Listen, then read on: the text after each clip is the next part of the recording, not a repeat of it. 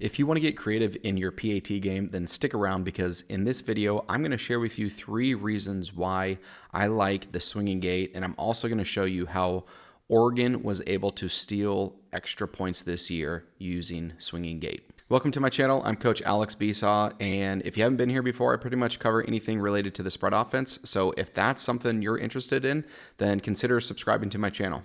I know you probably have a variety of reasons as to maybe why you oppose installing swinging gate or why it's not in what you currently do now, but I'm going to share with you 3 reasons why I like swinging gate and why we do it where I'm at. I like it a lot. The first reason is time, and this is referring to the amount of extra time that opposing coaches are now having to spend game planning, defending, and scheming against something like our PAT. That is extra time in practice that is taken away from what they want to do themselves on offense, defense, special teams, whatever it may be. So I really like the fact that swinging gate is just another thing that the opposing coaches have to scout for, have to game plan for, have to defend, and also another thing that the players also have to spend time preparing for throughout the week. Number 2 is mindset, and this is just having the mindset, the mentality of our team that we are always going to be aggressive, we're going to be in attack mode, and we're constantly going to put pressure on the defense even after we score a touchdown. So I really like the mindset that comes with having swinging gate installed in your PAT scheme. And number 3 is just, I like the options. I like to have options when it comes to scoring points. And I like being able to put people in conflict. That's what we do on offense. So why not apply the same thing to after scoring a touchdown in the PAT? So if we line up in swinging gate, then we feel like we have options to be able to go somewhere with the football where there is an advantage in space or numbers, then we'll certainly do that. Now, also, that doesn't mean we have to go for it every single time. It's just nice having that option. If we don't like it before the ball is snapped, then there's no harm done. We just shift down and we kick the PAT. Now that you've heard why I like swinging gate and why it's something that we do, let's take a look at how Oregon was able to steal points this year by some of the different looks that they showed with swinging gate. Okay, this is Oregon early on in the year, and they're set up in their swinging gate formation. They've done a variety of different things with swinging gate. This is just the first example here. And what you can see here is the long snapper here. He's wearing an eligible number. And then also they have their 4 linemen split out to the left. Position player behind the lineman, probably it looks like a tight end. And then either their holder, placeholder, position player, and then this is their kicker lined up behind him, and then 2 linemen out here along with another tight end. Now, the cool thing about this is you can be as simple as you want with swinging gate and just be as basic as can be, which is like we're just going to have one option and one option only. So you as a coach, if you like it from the sideline, that one and only option, then that's it. You either give them the green light and they go for it, or it's a red light, you shift down and kick it. So if you want to have one option out of this look, then you can. Now, you can get as creative as you want and have multiple options to check before the ball is snapped. And a lot of different options that are available in this look here. And you could do something like where this center long snapper snaps it laterally to the position player here, and it's some sort of a run play from there. You can have a direct snap to the placeholder, and these 2 are running some sort of speed option here off of the first defender that's to the right of the placeholder. You could also snap it directly to the holder here, and he could throw it out to the tight end who's split out wide if there's some sort of numbers advantage there. And then the last thing you can do is if this is an eligible player, meaning he's got an eligible number and he is not covered up by a teammate on the line of scrimmage, then he could snap it directly to the placeholder and he could run some sort of route into the end zone and he could actually dump it to him.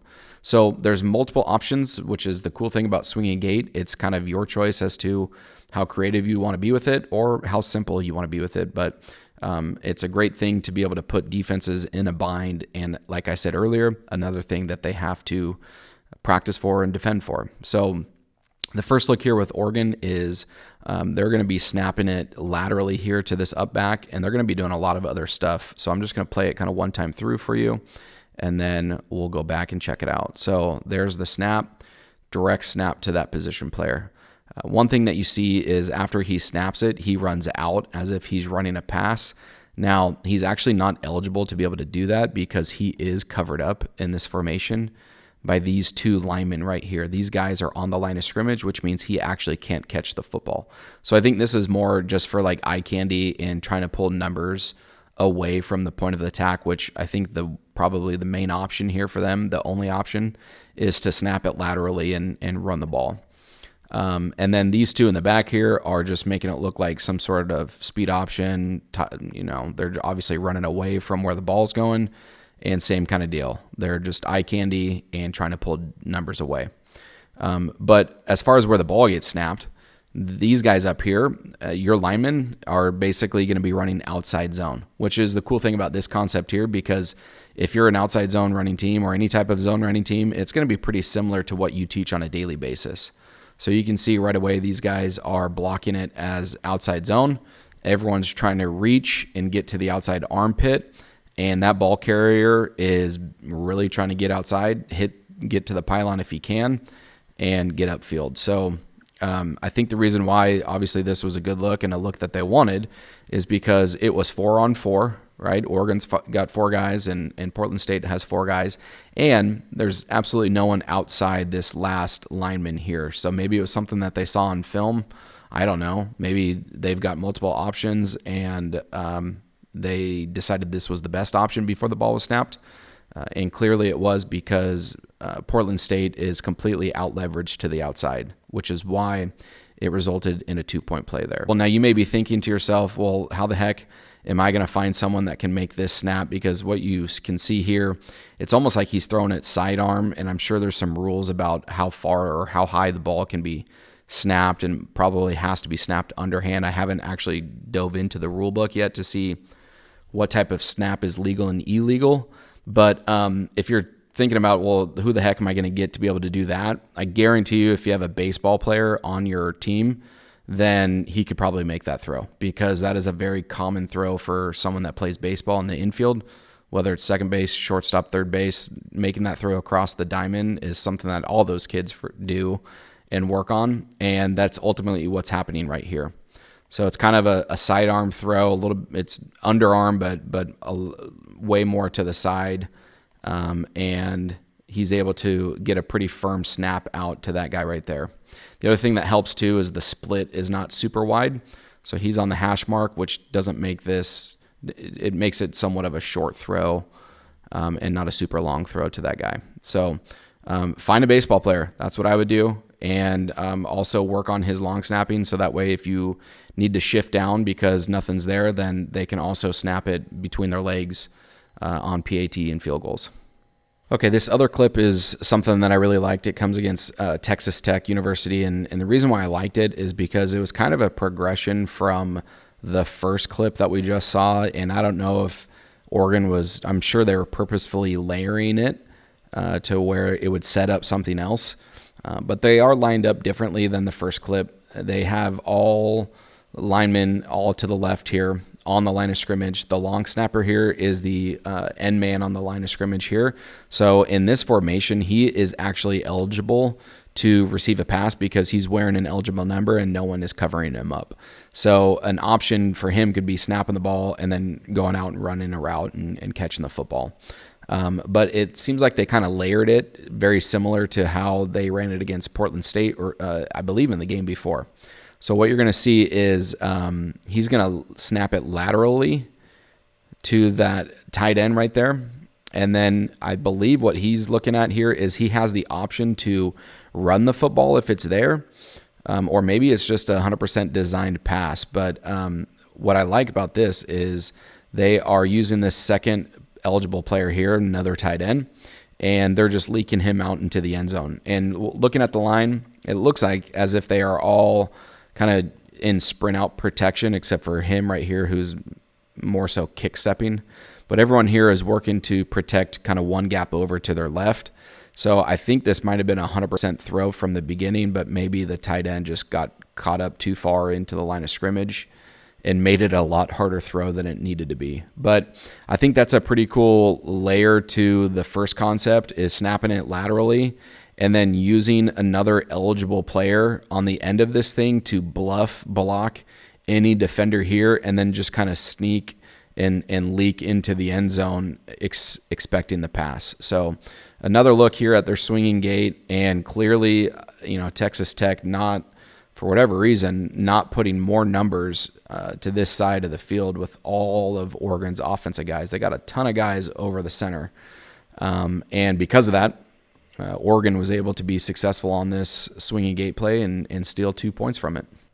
Okay, in this clip, we have Oregon going against Washington here, and the best copy that I have for this is the end zone copy. So you're going to see 9 guys for Oregon in the shot. There's 2 players that are about the top of the numbers, I want to say, and they are both off of the ball. And the one thing that I really like about this too is also the long snapper here is an eligible player again. So these 2 guys out of the picture are off the line of scrimmage, so he's not covered up. He could make a direct snap and then again run a route.